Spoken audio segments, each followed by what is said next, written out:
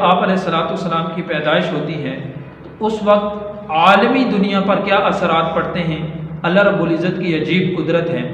اس وقت اگر دیکھا جائے تو دو بڑی سلطنتیں تھیں، ایک روم کی اور ایک فارس کی۔ تو روم فارس جس کو ایران کہتے ہیں آج کل، ایران کی سلطنت، تو ایران کا جو بادشاہ تھا نوشیروان بادشاہ تھا۔ اس نے اپنے دور میں ایسا کیا کہ اپنا جو اس نے محل بنوایا، وہ محل اس کے اوپر انتہائی خرچہ کیا اور بادشاہی سلطنت کے اعتبار سے جو خرچ اس پر ہو سکتا تھا اس پر کیا۔ 23 سال تک اس محل کی تعمیراتی کام جاری رہا اور اس محل پر اس بادشاہ نے 22 کنگریں بنوائی خوبصورتی کے لیے، اور وہ محل اس دور میں دنیا کی خوبصورت ترین اور دنیا کی مشہور ترین عمارتوں میں وہ محل شمار ہوتا تھا۔ اس نے اس پر یہ کنگریں بنوائی، 22 کنگریں۔ تو جب آپ علیہ الصلوۃ والسلام کی ولادت ہوئی تو آپ علیہ السلام کی ولادت کے وقت اس بادشاہ کے محل میں زلزلہ آیا، اور اتنا سخت زلزلہ آیا کہ وہ جو 22 کنگریں اس نے بنوائی تھے ان 22 میں سے 14 کنگریں زمین پر گر گئی۔ اس کی وجہ سے بادشاہ کو انتہائی دکھ اور افسوس ہوا اور انتہائی بادشاہ رنجیدہ ہوا۔ پھر جب اگلے دن مجلس میں پہنچا تو ادھر خبر پہنچی دربار میں کہ جو آتش کدہ ہے ان کا، کیونکہ اس وقت کے جو ایرانی لوگ تھے یہ آتش پرست، آگ کی پوجا کرتے تھے اور انہوں نے اپنی اپنی آگ جلائی ہوتی تھی، تو آگ کو یہ کسی وقت بجھنے نہیں دیتے تھے، ہر وقت ان کے ہاں آگ جلتی رہتی تھی۔ ان کا ایک مرکزی جو آتش کدہ تھا، جس کو عبادت خانہ، جیسے مسلمانوں کا عبادت خانہ مسجد ہے، ان کا عبادت خانہ آتش کدہ ہوتا تھا کہ اس وقت ہر وقت آگ جلتی رہتی تھی۔ تو وہ جو مرکزی آتش کدہ تھا، ایران کا ایک بادشاہ گزرا تھا گشتاشپ نام کا بادشاہ۔ اس نے جب یہ مجوسیت قبول کی، اس وقت اس نے وہ جو آتش کدہ تھا وہ اس وقت اس نے تعمیر کروایا تھا، اس وقت اس نے بنوایا تھا۔ اب 1000 سال تک انہوں نے اس آتش کدے کی آگ نہیں بجھنے دی، اور دن کو جب آگ جلاتے تو دن کو اس میں خوشبودار لکڑی سے ابتدا کرتے اور پھر اس کے بعد مختلف لکڑیاں ڈال کر اس آگ کو جلائے رکھتے، اور رات کے وقت سندل کی لکڑی ڈال کر اس آگ کو جلاتے اور پھر اور لکڑیاں ڈال کر اس آگ کو جلائے رکھتے۔ تو ایسا انہوں نے وہ آتش کدہ بنایا ہوا تھا۔ تو آپ علیہ السلام کی جب پیدائش ہوئی تو وہ آتش کدہ بھی یکایک بجھ گیا۔ اور پھر ایران کا ایک شہر ہے ہمدان نامی شہر، اس کے قریب ایک ان کا جھیل تھی، ایک دریا تھا، بحیرہ ساوا اس کو کہا جاتا ہے۔ تو بحیرہ ساوا یہ دریا تھا، اور دریا یہ جیسے جھیل ہوتی ہیں اور سیر و تفریح کے مقامات ہوتے ہیں، اس طرح کی جگہ تھی۔ تو وہاں پر انہوں نے اس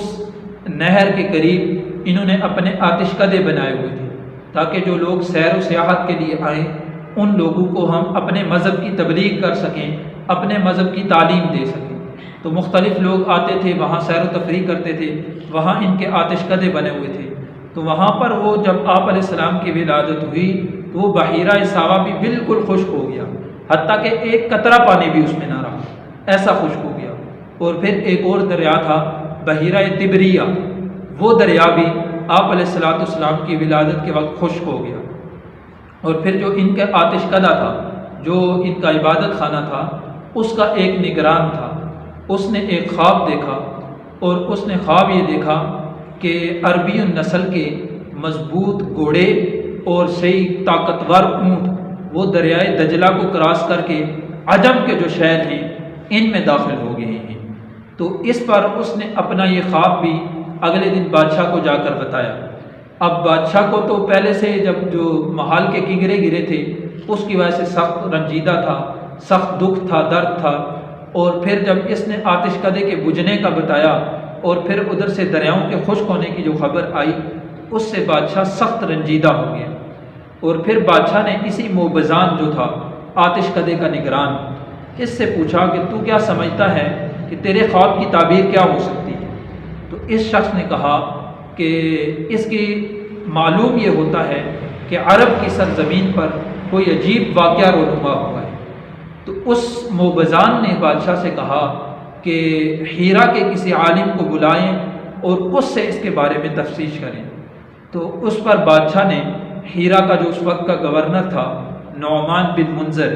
اس کو حکم بھیجا کہ کسی عالم کو بھیجے۔ تو نعمان بن منذر نے وہاں کا جو ایک عیسائی عالم تھا عبد المسیح غسانی، اس کو بادشاہ کے پاس بھیجا۔ اب جب عبد المسیح غسانی بادشاہ کے دربار میں آیا تو بادشاہ نے یہ تمام ماجرا اس کو بیان کیا اور اس سے چاہا کہ وہ اس ماجرے کی کوئی حقیقت بتائے، اس کی تفصیل کیا ہے، ان کی علمی کتابوں کے مطابق اس کی کیا تفصیل ہے۔ تو بہرحال اس نے جب خواب سنا، جب اس نے موبزان کا خواب سنا اور حالات دریافت کیے، تو اس عبد المسیح نے کہا کہ مجھے تو اس بارے میں علم نہیں ہے، البتہ میرا ایک ماموں ہے ستیح نام کا، اور وہ اس وقت شام کے علاقے جابیہ میں رہتا ہے، تو اس سے ان حالات کی تحقیق ہو سکتی ہے۔ اب یہ جو عالم آیا تھا عیسائیوں کا عبد المسیح غسانی، اس کی عمر 150 سال کے قریب تھی، اور دوسرا جو اس کا ماموں تھا جو عیسائیوں کا عالم، اس کی عمر لگ بھگ 300 سال کی تھی۔ اب جو عبد المسیح کو ہی بادشاہ نے کہا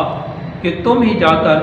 اپنے ماموں سے اس بات کی تحقیق کرو یہ کیا ماجرا ہے۔ البتہ اس نے بادشاہ کے کہنے پر ایران سے شام کا سفر کیا، اور وہاں جا کر جب پہنچا تو اس کا جو ماموں تھا ستیح نامی، کتابوں میں ملتا ہے کہ اس کی عمر 300 سال کے لگ بھگ تھی، اور اس کے جسامت کی یہ عالم تھا کہ اس کے جسم میں گردن کی ہڈی کے علاوہ اور کوئی ہڈی ثابت نہیں تھی، اور کوئی ہڈی اس کی ثابت نہیں رہی، اور کمزوری کا یہ عالم تھا کہ اس کی یہ گردن، اس کا یہ منہ گویا کہ اس کے سینے پر پڑا ہوا ہے، اور بالکل وہ اٹھ کے بیٹھ نہیں سکتا تھا، حتیٰ کہ اگر یہاں یہ ہوتا تھا کہ اگر اس کو سخت غصہ آ جائے تو اس غصے کے عالم میں اس کا جسم پھول جاتا تھا، اور اس کی وجہ سے وہ تھوڑی دیر بیٹھ سکتا تھا، اور جب اس کو بات کرنی ہوتی یا اس سے کوئی بات معلوم کرنی ہوتی تو اس کے جسم کو زور سے حرکت دیتے تھے، اور اس حرکت کی وجہ سے اس کا جسم ہلتا، جس کی وجہ سے وہ تھوڑی بہت بات کر سکتا تھا۔ تو جب عبد المسیح غسانی یہ اپنے ماموں کے ہاں پہنچا اور اس کے قریب ہو کر زور سے کہا کہ یمن کا سردار سنتا ہے یا نہیں سنتا، اس وقت ستیح نے کہا اپنے اس بانجے کو کہ تو اس وقت میرے پاس آیا ہے کہ جب میں قبر کے قریب ہو چکا ہوں، موت کے قریب ہو چکا ہوں، اور تجھے فارس کے بادشاہ نے بھیجا ہے، اس کے محل کے 14 کی گرے کیوں گر گئے، اور موبزان جو آتش کدے کا نگران تھا اس نے جو خواب دیکھا ہے اس کے خواب کی تعبیر کیا ہے، اور بحیرہ ساوا اور بحیرہ تبریہ یہ کیوں خشک ہو گئیں، تو اس بات کو معلوم کرنے کے لیے آیا ہے۔ تو اس وقت اس نے کہا کہ یاد رکھو کہ جب قرآن کریم کی تلاوت کی کثرت ہونے لگے اور نبی آخر الزمان صلی اللہ علیہ وسلم اپنی نبوت کا اعلان کر دیں تو یاد رکھو، فارس کے بادشاہ کو بتا دو کہ یہ بابل شہر یہ تمہارا نہیں رہے گا، اور یمن اس میں ستیح کی ملکیت نہیں رہے گی۔ اس نے اسی وقت بتا دیا، یہ کہنا تھا۔ پھر آگے اس نے کہا کہ 14 جو کنگرے گرے ہیں یہ اس بات کی طرف اشارہ ہے کہ فارس کے 14 بادشاہت کریں گے۔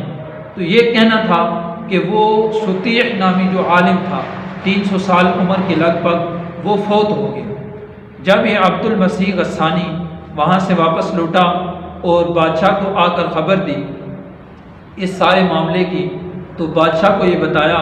کہ اس نے یہ بتایا ہے کہ آپ کی جو سلطنت ہے یہ 14 بادشاہ سلطنت کریں گے، اس کے بعد آپ کی سلطنت ختم ہو جائے گی۔ تو بادشاہ نے کہا کہ 14 بادشاہوں کی جو عرصہ ہے وہ تو بہت دراز ہوتا ہے، اس کو اس نے بہت معمولی لیا۔ بہرحال جب اس کے وقت گزرتا گیا کہ 4 سال کے عرصہ میں انتہائی قلیل مدت میں ان کے 10 جو بادشاہ تھے 10 بادشاہ ختم ہو گئے۔ کوئی بادشاہ تو ایسے تھے جو بادشاہ قتل و قتال کے زمرے میں قتل ہو گئے، اور کوئی اپنی موت مر گئے، اور کچھ معزول ہو گئے۔ تو اس طرح 10 بادشاہ اس کے اس قلیل المدت میں ختم ہو گئے فارس کے، اور 4 بادشاہ جنہوں نے بادشاہت کی، ان بادشاہوں کی بادشاہت بھی اگر دیکھی جائے تو حضرت سیدنا عثمان غنی رضی اللہ تعالیٰ عنہ کا جو ابتدائی خلافت کا دور تھا، تو ان کے خلافت کے ابتدائی دور میں ہی یہ فارس کی ساری سلطنت ختم ہو گئی تھی اور یہ مسلمانوں کے قبضے میں آ گئی، اور پھر تقریباً ان کی جو سلطنت ہے وہ 3164 سالہ سلطنت کا خاتمہ ہوا۔ تو یہ اللہ رب العزت نے مسلمانوں اور آپ علیہ السلام کے غلام صحابہ کرام رضی اللہ عنہ کے اجمعین کے ذریعے اس سلطنت کا اللہ رب العزت نے خاتمہ فرمایا۔ تو اس کی طرف آپ علیہ السلام کی پیدائش کے وقت ہی اللہ رب العزت نے اشارہ فرما دیا تھا۔